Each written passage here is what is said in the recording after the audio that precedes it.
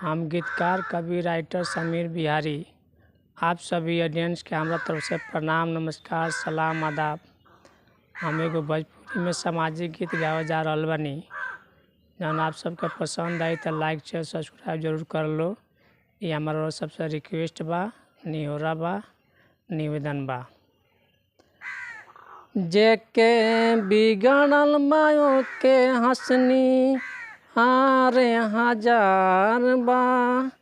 जेके बिगड़ल माओ के हंसनी हारे हजार बा। जेकरा चले के ढंग नइखे उहो बनत होशियार बा। जेकरा चले के ढंग नइखे उहो बनत होशियार बा। ताना सब मारेला भाई पटीदारवा, साथ सब छोड़ दियल से हमरो यारवा। ताना सब मारेला भाई पटीदारवा, साथ सब छोड़ दियल से हमरो यारवा। आइल सब दुश्मन के बड़ी रे बहार बा। आइल सब दुश्मन के बड़ी रे बहार बा। जेकरा चले के ढंग नइखे उहो बनत होशियार बा। जेकरा चले के ढंग नइखे उहो बनत होशियार बा।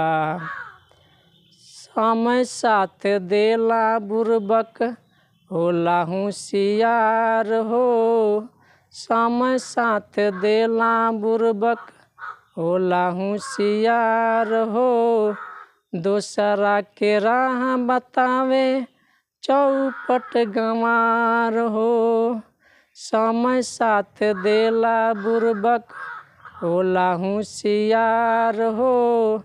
दोसरा के राह बतावे चौपट गंवार हो। आइल सब लोगवन के बड़ी रे लहार बा। आइल सब लोगवन के बड़ी रे लहार बा। जेकरा चले के ढंग नइखे उहो बनत होशियार बा।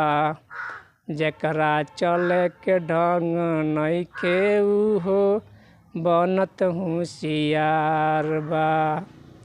घरवा के आगे कांटे रखेली पड़ोसिन, समीर बिहारी के जियल भइल कठिन।